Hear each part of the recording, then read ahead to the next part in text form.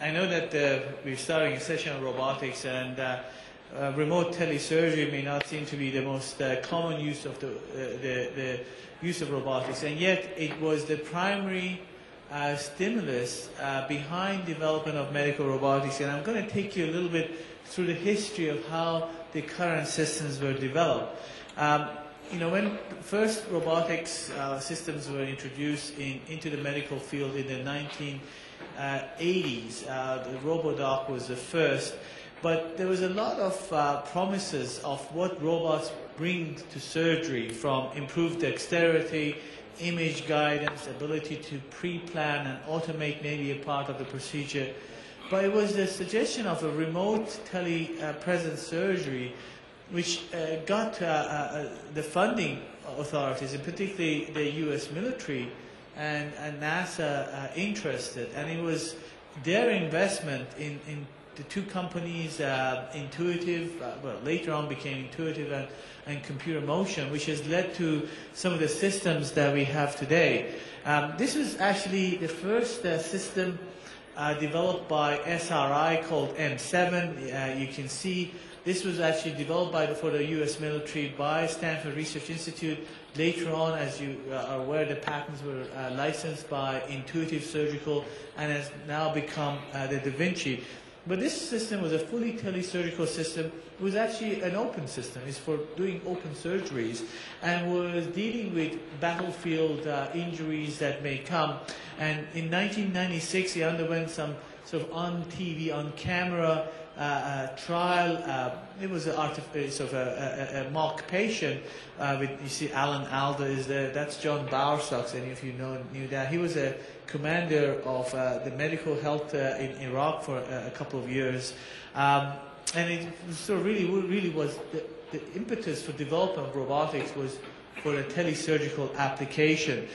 Because U.S. military, you've all seen the video and I didn't want to show it again, has this plan that by 2025, at least 75% of medevac evacuation, that is evacuation of injured soldiers, becomes automated.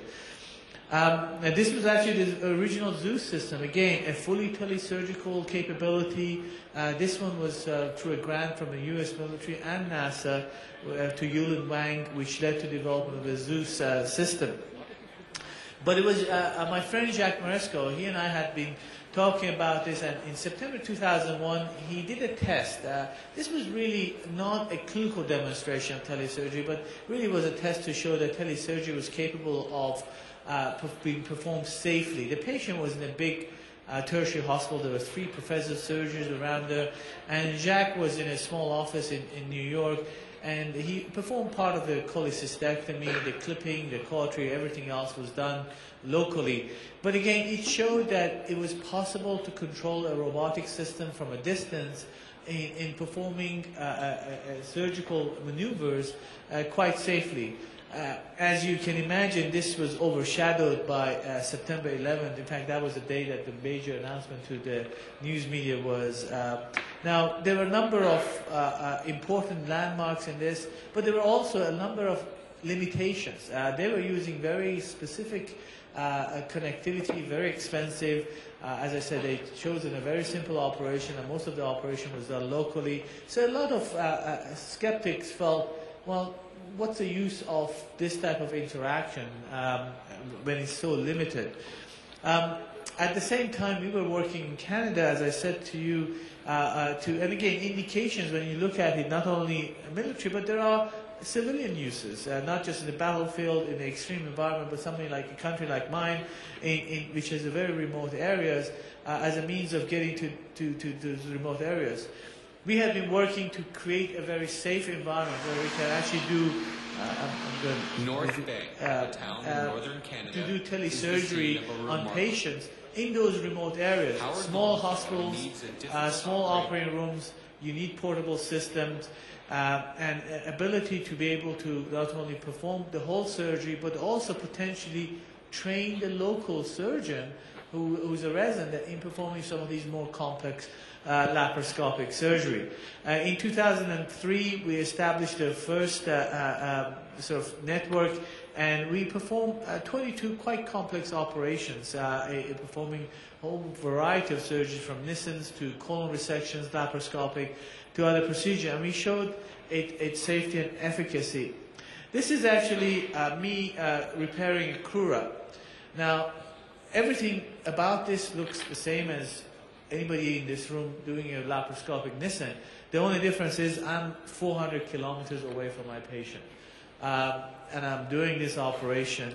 There is no haptics, there is no sense, and it's purely through vision that, and I can see the maneuver is probably a little bit slower than if you've seen me operate, because time delay has an impact on the speed by which your brain can perform or function or carry out the procedure. But as you can see, you can easily perform very delicate surgeries even though there is a time delay in this interaction. And I'm just going to show you, this is a knot tying with a 2 silk, which is a fine suture and without haptics, and it's easy to break the suture if you're not careful, and yet you can sort of tie a knot and do suturing from a distance with a Tele robotic.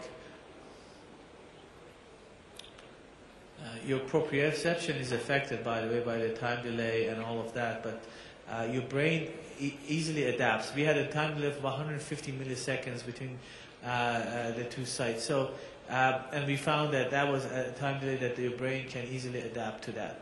So that was some of the pictures that I can show you. That we did some research to show that as the time delay goes up, what surgeon does is compensate in order not to get more errors. So instead of error rate going up at the same time, what you do, you slow down the procedure to allow for, basically for you to see what your movement has led to. And after 300 milliseconds, the time delay starts to really become excessive, and there are some surgeons who start to have a problem in adapting to that time delay. Less than 150, 200 milliseconds, your brain automatically adapts to that time delay. This is second or third operation, and here I'm allowing the local surgeon to perform part of the operation. As I said, part of it was not for me to just do the surgery, but also to train the local surgeon. Now here, again, I'm assisting him. This is my arm, this is my arm. I'm holding things. Here I am holding the crura up and teaching him. I'm 400 kilometers, so there are two surgeons collaborating to do an operation, assisting each other, and one surgeon is at the bedside and the other surgeon is 400 kilometers away.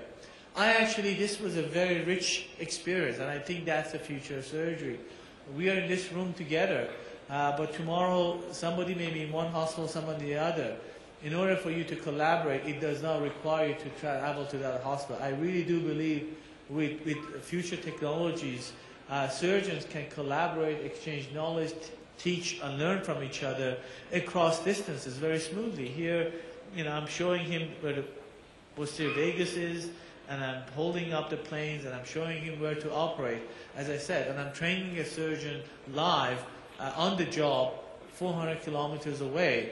And I thought that was, if we talk about knowledge translation surgery and how we can overcome this exponential increase in the knowledge that we are gaining in technology in surgery, it's going to be through telesurgery. As I said, a few years ago, connection between was by letters and various things. Now, cell phones, emails, text messages, BBMs have created that connectivity. In medicine and surgery, I think robotics and telecommunication will bring that to us. As I said, we did quite a number of complex, no major operations, no robotic or telecommunication failures, and length of stays which are equal to what would have been if you had brought the patient down. There were a number of lessons learned, and I spoke to you in the last hour that the patients accepted. And what we found, we could perform these telesurgery on routine internet backbone that every country has.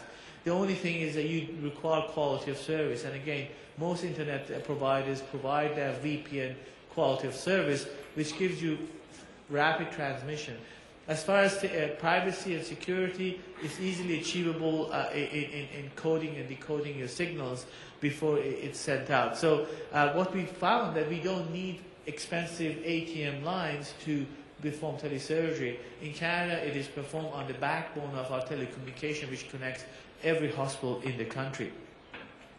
Now, soon after that first sort of series of telesurgery, in fact, during the first live telesurgery, I had representatives from NASA and U.S. military there. The question was asked, well, you had a local surgeon there. Could you have done this in a remote area without a surgeon? That led us, as Doran mentioned last hour, to a couple of NEMO missions. But again, the whole idea was, can we do this in a very limited space, in a sort of a battlefield can be one, extraterrestrial conditions can be one. We used Aquarius, which is an underwater station off the coast of Key Largo, which NASA uses to train their astronauts before they're sent up to space.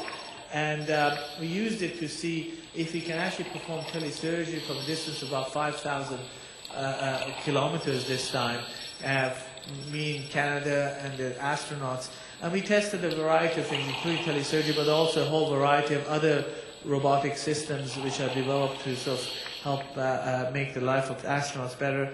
Each of the mission has 3 or 4 astronauts. We assessed telementoring, and then we looked at telesurgery using a portable robot which we developed with SRI.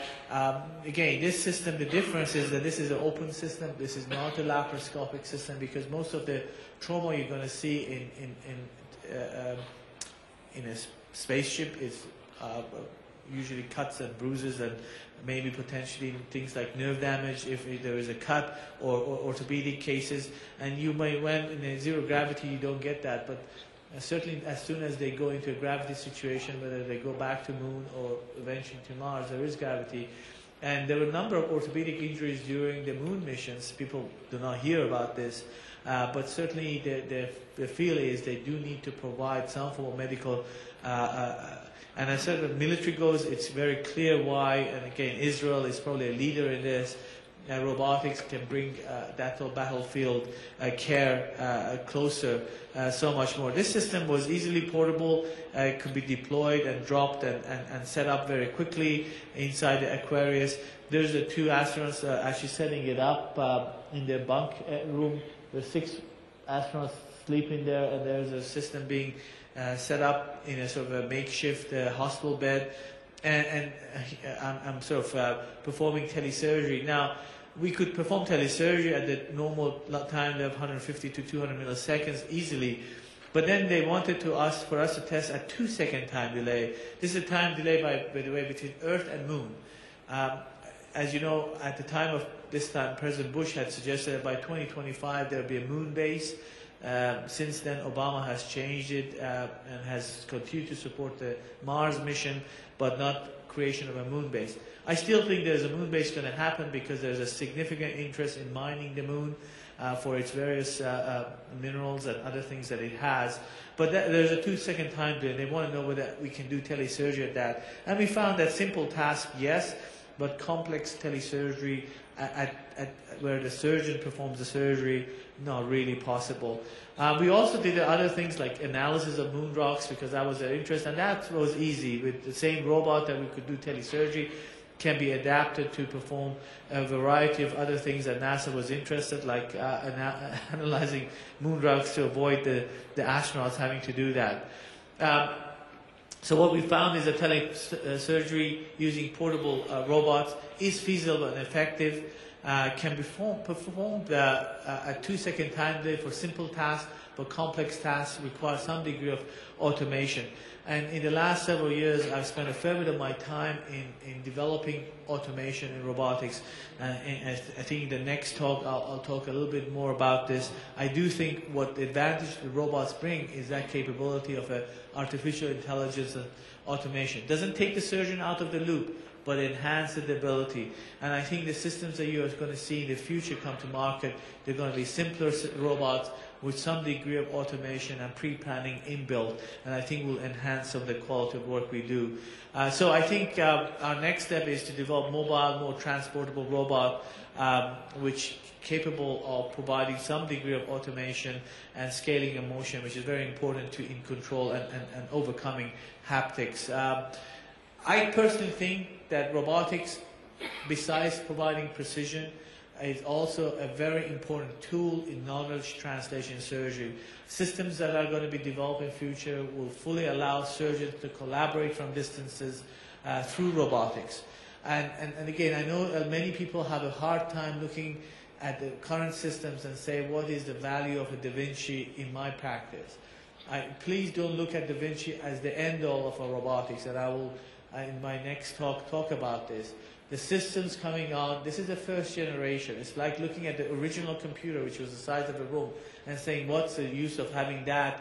Now you have computers in your back pockets, in your pockets, the things are going to change. So I think those who are still pessimistic with respect to the role of robotics will really slowly come to understand it's a tool like everything else, will make our lives as surgeons easier. Thank you very much.